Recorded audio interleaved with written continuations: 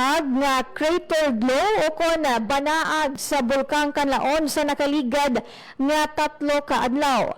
Sunod kay Engineer Marie Andelin Quincha, resident volcanologist sa Kanlaon Volcano Observatory, posible makabig ini nga positibo nga senyales nga wala nagasigi o kon sustained ang crater glow kag wala man maga-intensify ang banaag.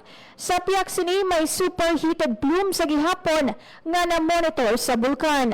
Padayon sa gihapon nga ginalantaw sa mga otoridad ang sitwasyon sa Kanlaon, bangon nagapabilin ini sa alert level 2 kag posible pa nga mabag-o ang aktibidad sini. Una na ginpayag sa DOST Fivox ang pagtuhaw sang banaag sang Mayo 10. Radyo Pilipinas. Radyo Pilipinas News. May magahulat nga cash prizes para sa mga atleta sang syudad nga magapauli sang medalya sa palarong pambansa. Ini ang ginanunsyo ni Iloilo City Mayor Raisa Trenia. Sunod sa alkalde magabaton sang 7,000 pesos ang makakuha sang gold medal, 5,000 pesos para sa silver medalist, kag 3,000 pesos para sa makakuha sang bronze medal.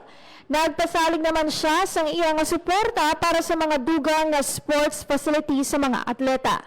Yara sa 191 ang atleta nga magarepresenta sa Iloilo City sa Palarong Pambansa 2026. Nakabaton man sila sa uniforms kag allowance gikan sa Iloilo City Government nga nagabalor 12,000 pesos kada isa.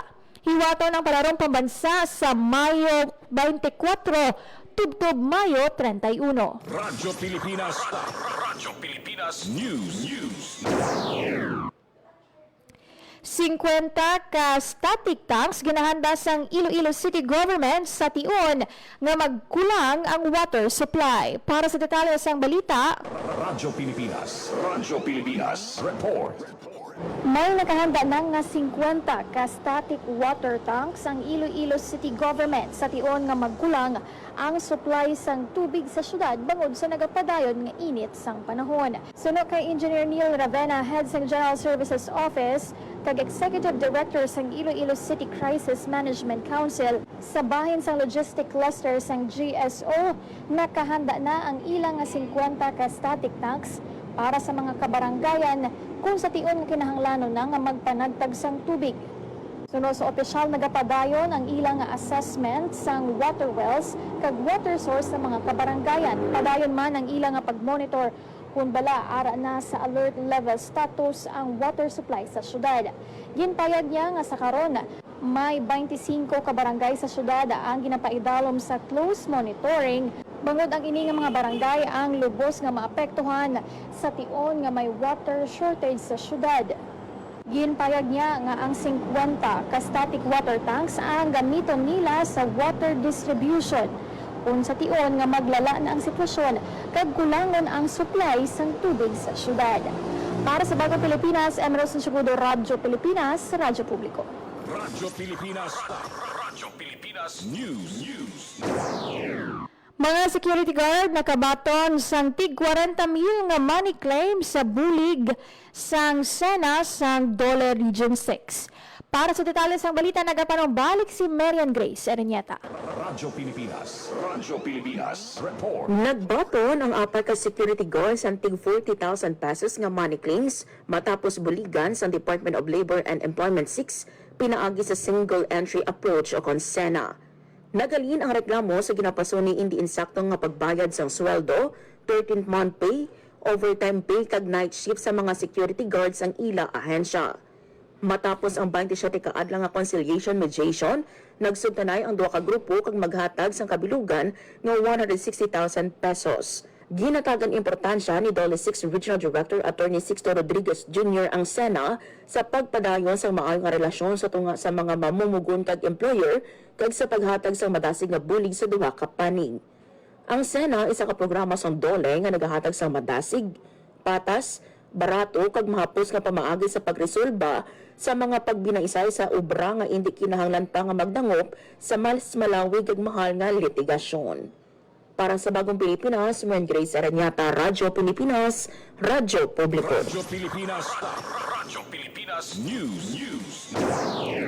Formal na nga gin-deploy sa Bacolod City Government ang una nga batch sa Community Disaster Preparedness Training Volunteers halin sa kapin sa 100 ka mangingisda kag ila pamilya gikan sa mga coastal barangay sa syudad. Bilang mga immediate first responders sa ilatag sa kakomunidad ang mga volunteers, ginhatagan sang official ID kag volunteer vest kadungan sang ilang nga deployment. Nagbaton man ang mga inisang Certificate of Completion kag tagpulo ka kilo nga bugas bilang suporta. Ginabutsyag naman ni Bacolod City Mayor Greg Gasataya nga ang top performing volunteers may kaygunan nga mapromote kag makaobra sa City DRRMO. Ang mga volunteers magapaidalo man sa specialized CPR training sa Hulyo 6. Radyo Pilipinas. Radyo Pilipinas News. Mas matamis kag mas maduagon ang selebrasyon sang Manggahan Festival sa bunga tuig. Ang selebrasyon nag-umpisa sang Biyernes sa pagpanguna ng Governor Lucille Nava kag Congressman J.C. Raman Nava. Sunod kay Governor Nava, madamo sa aktibidad ang ginhanda sa probinsya para sa tanan nga gimirasnons, dumulong mapalokal man o kon international. Bida sa selebrasyon ang Mango Eat All You Can nga ginabantayan sa mga pumuluyo. Sa sulod sang 30 ka minutos, makapagusto kaon ng mga pumuluyo sang paho. Kada gabi may araman sang Music Fest kag Food Fest. Samtang sa highlights masaksihan ang cultural presentation sang 5 ka banwa nga maga-feature sang buga nga kultura kag tradisyon sang tagsa ka banwa kag probinsya sa pangkabilugan. Ginaimbitar sang gobyerno probinsyal ang tanan nga magpadulong kag magsinadya sa Manggahan Festival 2026. Radyo Pilipinas. Radyo Pilipinas News. Sa kaangot nga balita para ma-enjoy sang mas madamo nga residente kag turista ang Manggahan Festival 2026. Naganda ang gobyerno probinsyal sang 18 ka metriko tonelada sang paho para sa Mango Eat All You Can.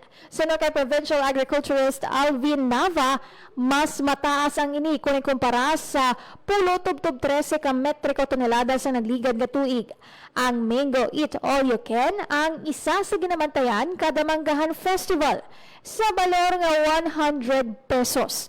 Makapagusto ka ng mga residente kag turista sang matamis kag world class nga paho sang Gimaras. Ginpalawig man ang gintalana nga schedule para sa mga gusto magkaon tubtob alas 7 sa gabi sa bilog nga selebrasyon sang Manggahan Festival. Ginaimbita sa provincial government ang tanan nga magbisita kag magkaon sa Mango Eat All You Can. Radyo Pilipinas. Radyo Pilipinas News. Seguridad sa pagkaon kag bulig sa mga vulnerable nga sektor o sentro sang Senapol sa mga LGU sa Iloilo.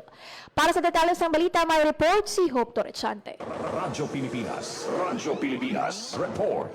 Nanging sentro sang Sinapol sang League of Municipalities of the Philippines Iloilo Chapter ang pagpabaskog sa seguridad sa pagkaon, suporta sa agrikultura kag bulig para sa vulnerable sector sa probinsya.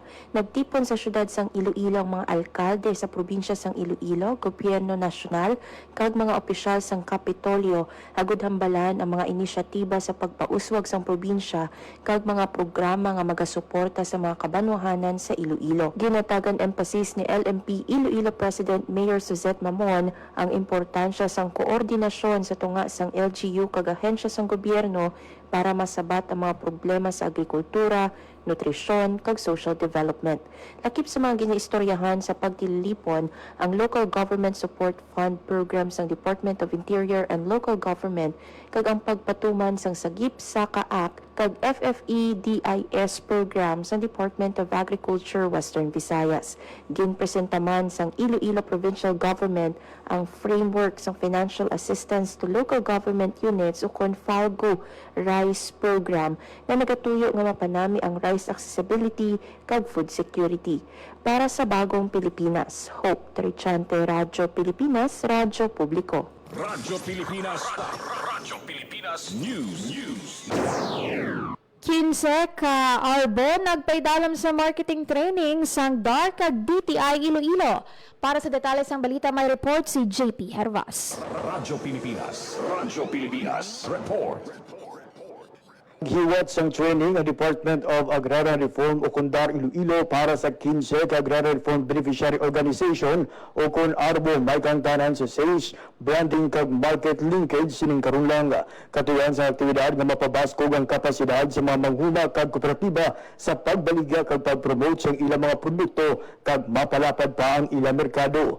Gintalakay ni I-Profile Region 6 Operations Specialist Marian Bibet ang importansya sang trademark kag geographical indication sa pagpalig-on sa negosyo sa mga arbo.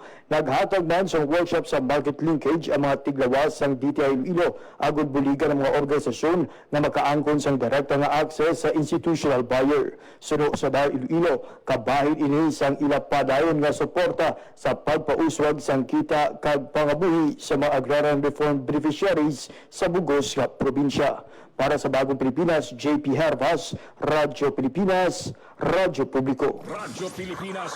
Radyo Pilipinas News. Gintayog sang magnitude 4.1 nga linog ang lawaan ng tike sang nagligad nga adlaw Domingo, Mayo 17. Natabo ang linog alas 6:48 sa aga kag may kadalumon nga 14 kilometros. Sandig sa information number 3 sa DOST Vox intensity 3 sa Lawan, Barbasa kag Bugasong sa Antique samtang intensity 2 naman ang nabatsyagan sa San Jose de Buenavista kag intensity 1 naman sa Madalag, Aklan. Radyo Pilipinas. Radyo Pilipinas News.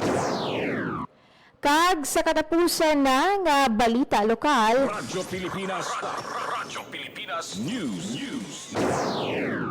Naispatan kag nakuhaan sang litrato sa mga personnel sang DNR copies ang tumalagsaon nga babayi kag lalaki nga Visayan Hornbill o kontariktik sa kabukiran sang Tabunakan Pilar Capiz. Suno kay Donald Dalmasio, hepe sang Protected Area Management and Biodiversity Conservation Unit, nakitaan ang mga pispis, makaligad ang isa ka oras nga paghulat sa talon, samtang nagamonitor sang wildlife activity sa lugar.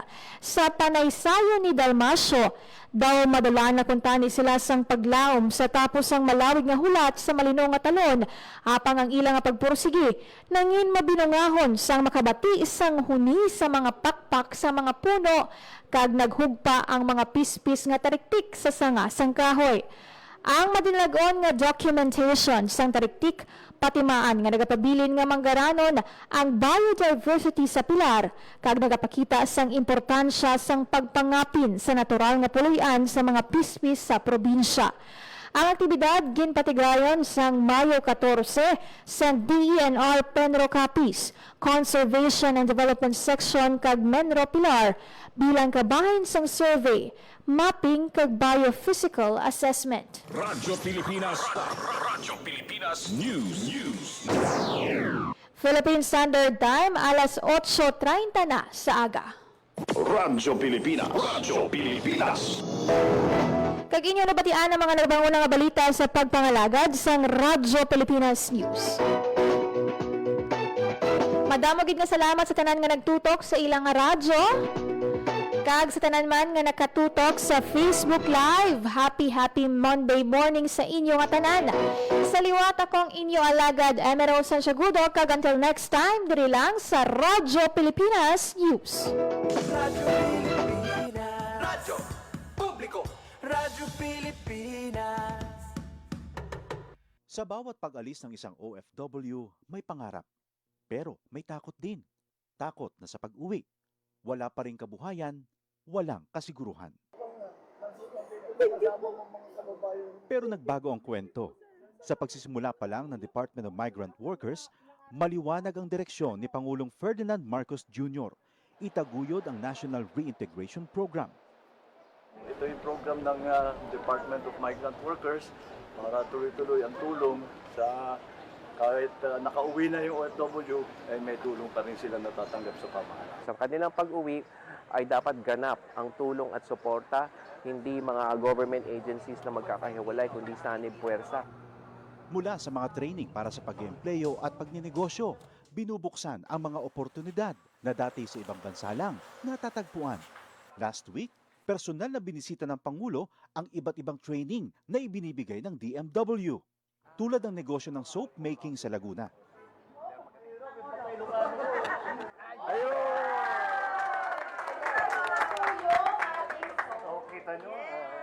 Isa ito sa mga negosyong ngayoy nagbibigay ng bagong kita at bagong pag-asa sa ating mga OFW. Isang dating seaman, chef at housekeeping staff.